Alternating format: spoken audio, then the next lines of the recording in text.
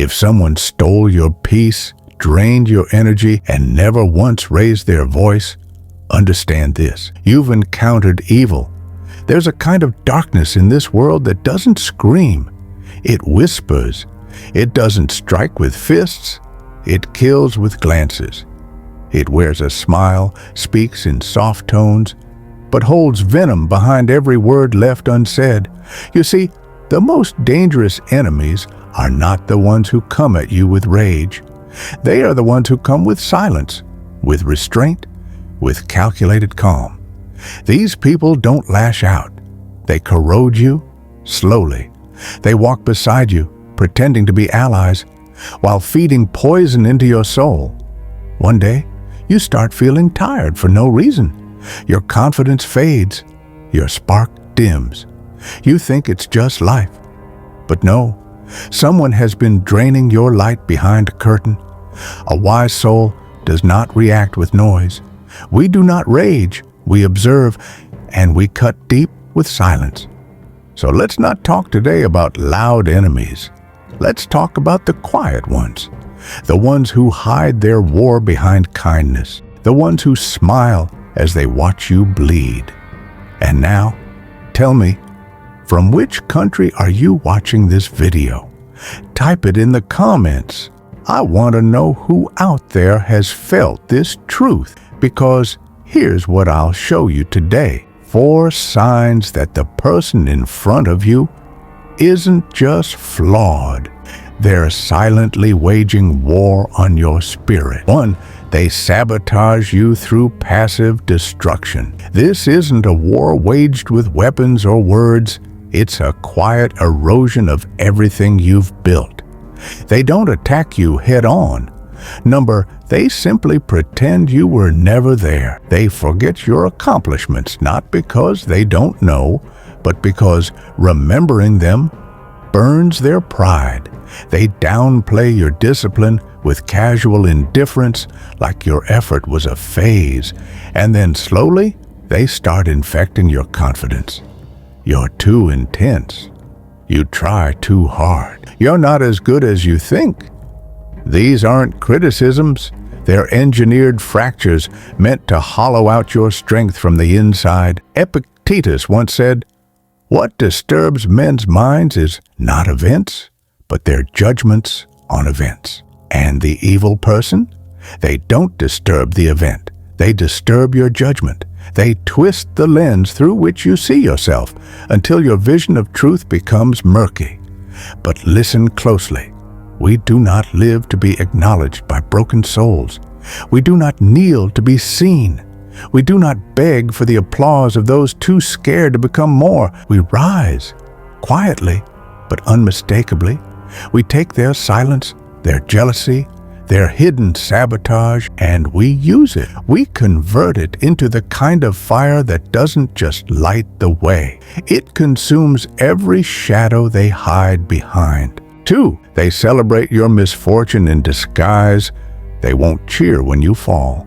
But watch closely, and you'll see it. A flicker in their eyes, too fast to hide. The corners of their mouth almost curl before duty reminds them to perform sorrow. Their words, "I'm so sorry," come out too clean, too rehearsed, like they've been practicing the line, and suddenly your failure becomes their feast. Not because they hate you out loud, but because your suffering makes their mediocrity easier to bear. Marcus Aurelius once wrote, "When you wake each morning, tell yourself, 'Today I will meet interference, ingratitude, arrogance, deceit, dishonesty, and selfishness.'" But that wasn't a warning to become bitter. It was a guide to prepare your soul, not for fairness, but for reality. The world will offer masks, and sometimes, when life punches you hardest, those masks will slip. That's when you'll know who stood with you and who simply stood near you. But a true Stoic doesn't lash out. He doesn't hand his pain to people who secretly prayed for it. No, we rise, not to prove them wrong, but to prove to ourselves that their quiet joy means nothing, that their opinions are not oxygen. We don't retreat in weakness, we withdraw in power, in full command of the self, because the highest form of revenge is irrelevance. 3. They mirror you only to manipulate you. This kind of evil doesn't announce itself with threats or fury. It arrives softly, cloaked in charm and uncanny familiarity. They study you like a script, learn your pauses, borrow your phrases, and reflect your values back to you, not in reverence, but in strategy. You think you've found an ally, someone who sees the world through your lens. But what you've really found is a shadow, a counterfeit version of yourself crafted for control. Seneca once warned, "A wrongdoer sometimes has the look of a virtuous man. Virtue itself has a certain look which is easy to counterfeit." And these people are masters of that disguise. They don't argue, they echo, they don't confront, they blend. And just when your guard lowers, they strike, not with anger, but with distortion. They twist your strength into pride. They reframe your silence as guilt. They turn your inner peace into isolation. They don't steal your power. They make you hand it over by making you doubt that it ever belonged to you. And so, we must not give our trust to every smiling face. We must test the soul behind the word, because loyalty is not measured in agreement. It's measured in presence when the storm hits. Do they stand firm when eyes aren't watching? Or do they vanish into the shadows they came from? If someone aligns with you too fast, too perfectly, let your stillness become your shield. Watch quietly, because even a snake can learn your walk, wear your skin, and still remain a snake. 4. They rejoice when you suffer. Some people don't just ignore your pain, they quietly celebrate it. Your struggle feeds something dark in them. They nod when you speak of hardship, but behind their eyes is satisfaction.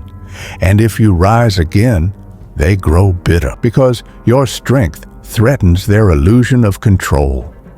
Marcus Aurelius said, "The best revenge is not to be like your enemy." These people don't seek growth. They seek to feel tall by watching others fall. But the wise don't retaliate. They don't argue with poison or shout into silence.